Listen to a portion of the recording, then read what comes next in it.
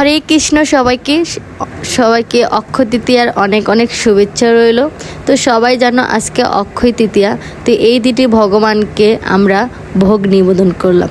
তো এই অক্ষয় তৃতীয়াতে আমাদের দিনটা কেমন কাটলো সেটা হয়তো আপনারা ভিডিওটা দেখলেই বুঝতে পারবেন। আর এই দিনটা আমাদের জন্য কতটা স্পেশাল সেটা হয়তো আপনারা সবাই জানেন। আজকের এই অক্ষয় তৃতীয়া যে কত মাহাত্ম্য, কত এই দিনে যে কত ভালো ভালো কাজ হয়েছে এটা সবাই জানেন। তো এই দিনটাকে আরও সুন্দর করার জন্য আমরা সবাই মিলে চলে গেলাম স্বামীবাগ ইস্কন মন্দিরে। তো আজকে আমাকে কেমন লাগছে সেটা হয়তো আপনারা কমেন্টে জানিয়ে দিবেন। তো আমরা সবাই চলে গেলাম মন্দিরে। তো এখানে আমরা বাসের জন্য ওয়েট করতেছিলাম। আমাদের আজকে ওয়েদারটাও ঠিকঠাক ছিল, তো এখানে অনেকক্ষণ আমরা দাঁড়িয়েছিলাম বাসের জন্য। তারপর বাস আসলো, তারপর আমরা চলে গেলাম মন্দিরে। আর মন্দিরে গিয়ে কি বলবো, মন্দিরে তো ঢুকতেই পারতেছিলাম না। এখানে এত ভক্ত ছিল, কি বলবো, এখানে অনেক ভক্ত ছিল। তারপর অবশেষে আমরা মন্দিরে প্রবেশ করলাম, ভগবানকে দর্শন করলাম। আর এই দিনে সব কিছু অক্ষয় হয়, যে যা করে সেটাই অক্ষয় হয়। তো এই দিনে যে যা কিছু দান করে সব কিছুই অক্ষয় হয়ে থাকে। তো আমরা ভগবানকে দর্শন করলাম এখানে। আর এত ভক্তবৃন্দ দেখে সত্যি অনেক মনটা ভরে গেল।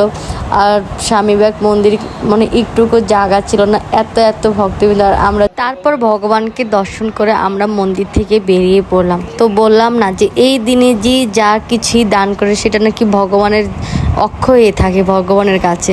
তো আপনারা সবাই জানেন যে স্বামীবাগ ইস্কন মন্দিরে কাজ চলতেছে। তো এই দিনে সবাই ওই মন্দিরের জন্য কিছু দান করতে, যার যেরকম সামর্থ্য অনুযায়ী তাই কিছু দিতেছে। তো সেজন্য আমরাও কিছু ওইখানে দিয়ে আসলাম ভগবানের জন্য। ভগবানের একটা এত সুন্দর, বাংলাদেশের সবচেয়ে বড় একটা মন্দির হচ্ছে ইস্কন মন্দির। তো আমাদের সামর্থ্য অনুযায়ী যা ছিল ভগবানের জন্য আমরা তাই দিয়ে আসলাম। আর এত মানুষ ছিল, তো আমি এক পাশে দাঁড়িয়ে এই সম্পূর্ণ সব কিছু ভিডিও করতেছিলাম। তারপরে এখানে আপনি আজকে যা কিছু দিবেন এটা কাঠ হয়। তো এই প্রভু আমাদেরকে সেই কাঠটা করে দিল। তো অবশেষে আমরা সেই কাঠটা হাতে পেয়ে গেলাম। তারপর বিশাল বড় এক লাইন হলো যে এখানে প্রসাদ দিবে। তো এই এত বড় লাইন বের করে আমরা তারপরে মহাপ্রসাদ পেলাম। আর মহাপ্রসাদ এত টেস্ট হয়েছে যে কি বলবো। আর সবাই এখানে বসে আমরা প্রসাদ খাচ্ছিলাম।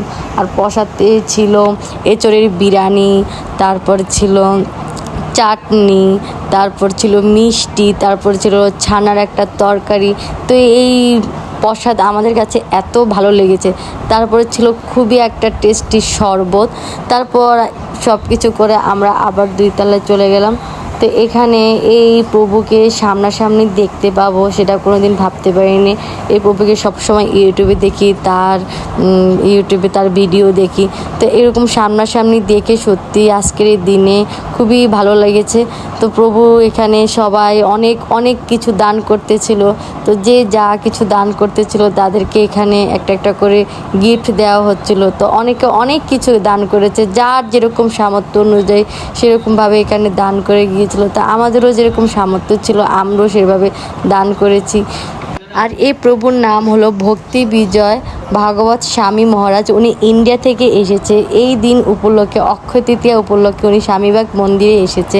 তো ওনাকে এত সামনাসামনি দেখবো সত্যি আমরা ভাবতেই পারিনি। তো উনি অনেক ভালো বক্তা, অনেক ভালো পাঠ করতে পারে। আর ওনার পাঠ সামনাসামনি শুনবো। সত্যি আজকের এই দিনটা আমাদের অনেক ভালো গেল। তারপর আমরা আবার 3 তলাতে উঠি। তো এখানেও দেখি অনেক ভক্তবৃন্দ ছিল, প্রসাদ গ্রহণ করছিল। তো এখানে উঠে একটু বাতাস খাচ্ছিলাম, অনেকটা গরমও পড়তেছিল। তো এই হলো পুরো মন্দিরটা, যে এই এক পাশ হয়েছে, এখনও অনেক কাজ বাকি আছে মন্দিরে। বাংলাদেশের সবচেয়ে বড় মন্দির হতে চলছে এই স্বামীবাগ ইস্কন মন্দির। তো এই পুরো মন্দিরের মাঝখানের যে অংশটা সেটাই হচ্ছিল। তারপরে এখানে আমরা অনেকক্ষণ দাঁড়িয়েছিলাম, দাঁড়িয়ে আমরা সম্পূর্ণ জায়গাটা দেখতেছিলাম যে কোথায় কি হবে। আর দেখতেছিলাম যে এত সুন্দর একটা মন্দির হবে। তারপর আবার নিচে নেমে প্রভুর কথা আবারও শ্রবণ করতেছিলাম। তো প্রভুর কথা শ্রবণ করতে আমাদের মনটা অনেক ভরে যাচ্ছিল। তারপর মন্দির থেকে আমরা বেরিয়ে যাই যে এখন বাসায় যাওয়ার পালা। তারপর বাসায় যাওয়ার আগেই আপনারা সবাই জানেন যে ইস্কন মন্দিরের পাশেই আছে লোকনাথ মন্দির। তো এই লোকনাথ মন্দিরে আমরা যাই। তো এখানেও অনেক ভক্তবৃন্দরা ছিল, আর এখানে লোকনাথ মন্দিরটাও অনেক সুন্দর। তো বাবা লোকনাথকে আমি দর্শন করে আর মন্দিরটা ঘুরে কিছুক্ষণ এখানে থেকে তারপর বাসায় চলে আসলাম।